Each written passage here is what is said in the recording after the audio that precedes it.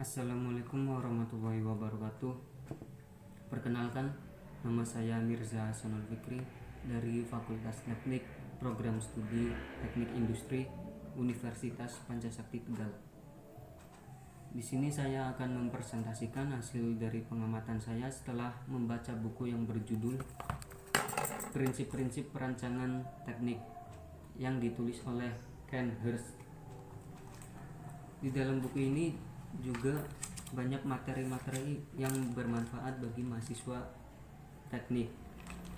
Materi-materi tersebut meliputi yang pertama, perancangan teknik pengantar, kedua, identifikasi masalah, ketiga, kreativitas, keempat, pemilihan konsep, yang kelima, perwujudan desain, yang keenam, pemodelan, yang ketujuh, desain detail, yang ke-8 manajemen desain, yang ke-9 pengumpulan informasi, dan yang terakhir ke-10 teknik-teknik informasi.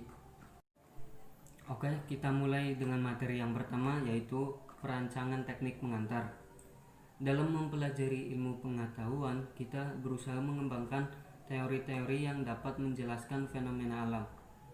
Teori-teori ilmiah yang terdiri dari sebuah pernyataan atau sekumpulan pernyataan yang mendefinisikan suatu sistem ideal atau sistem teoritis.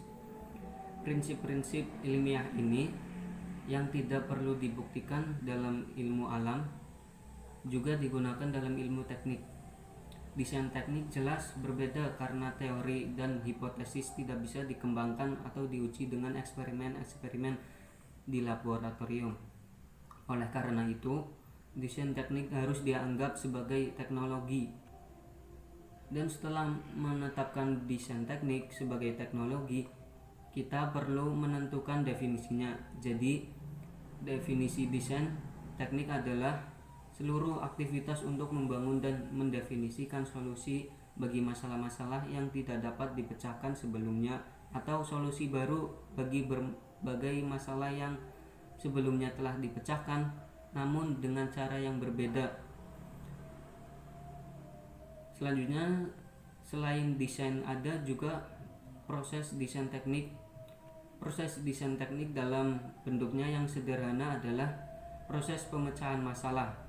Tujuan merekomendasikan pemakaian suatu proses desain formal adalah untuk mendukung perancang dengan menyediakan suatu kerangka kerja atau metodologi.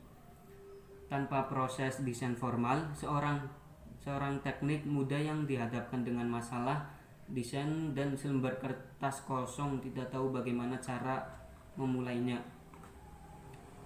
Itu materi dari perancangan teknik pengantar yang pertama. Materi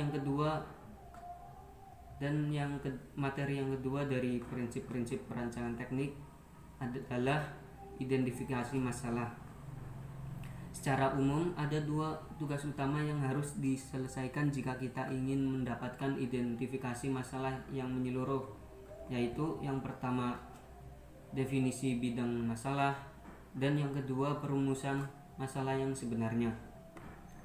Perumusan masalah melibatkan penyusunan produk, desain spesifikasi atau yang disebut PDS yang komprehensif, yang mendefinisikan semua fungsi yang dibutuhkan yang harus disediakan oleh solusi, dan semua batasan di mana solusi tersebut harus efektif. PDS juga mempunyai spesifikasi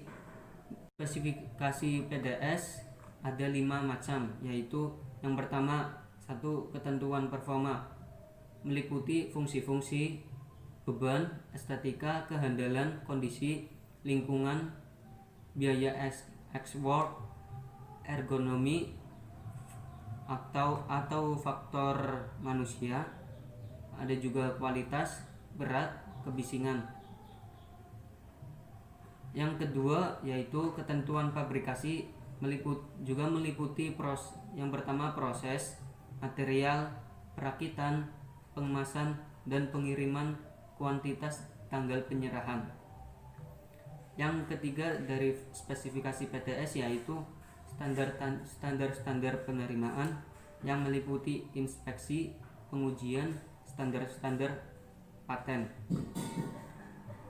Yang keempat, spesifikasi PDS, yaitu penguraian yang meliputi standar, peraturan, kebijakan perusahaan bahaya. Yang kelima dan yang terakhir dari spesifikasi PDS yaitu ketentuan-ketentuan operasi, meliputi instalasi, penggunaan, pemeliharaan, dan keamanan.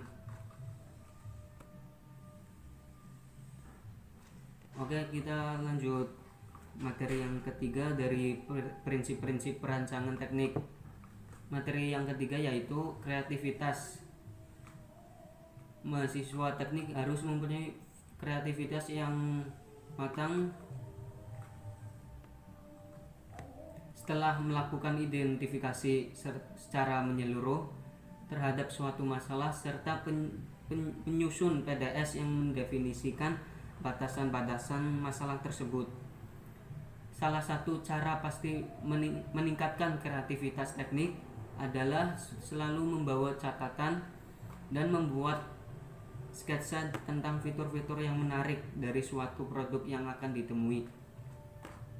Kreativitas juga dapat ditingkatkan dengan hanya kerja keras dan konsentrasi. Motivasi dari kreativitas sendiri yaitu haruslah untuk sukses dan lingkungan kerja harus diatur sedemikian sehingga mendorong kreativitas. Ada sebuah rangkuman mengenai penjelasan-penjelasan mendefinisikan proses kreativitas itu. Prosesnya ada 5. Yang pertama yaitu persiapan, meliputi pengumpulan informasi dan perumusan masalah. Yang kedua, konsentrasi, meliputi aplikasi teknik-teknik kreativitas. Dan yang ketiga, istirahat, meliputi periode istirahat mental atau inkubasi jauh dari masalah. Yang keempat ada pemahaman, yaitu konsep yang merupakan solusi dari sebuah kreativitas. Dan yang kelima, tindak lanjut, yaitu generasi dan evaluasi. Oke, kita lanjut materi yang ketiga yaitu pemilihan konsep. Materi ini juga dari prinsip-prinsip perancangan teknik.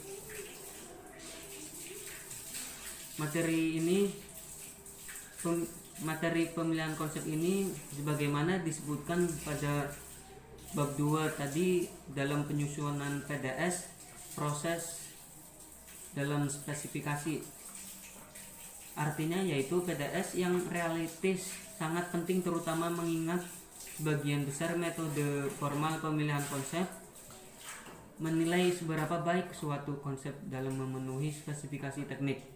Yang terakhir, setiap konsep dinilai berdasarkan tujuan perusahaan dan sejumlah tujuan yang diturunkan dari spesifikasinya.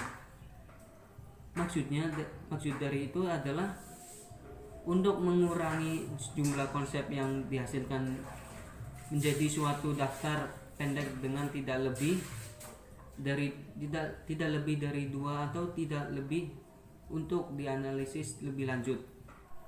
Oke, itu saja yang bisa saya sampaikan. Semoga bermanfaat. Kurang lebihnya mohon maaf. Wassalamualaikum warahmatullahi wabarakatuh.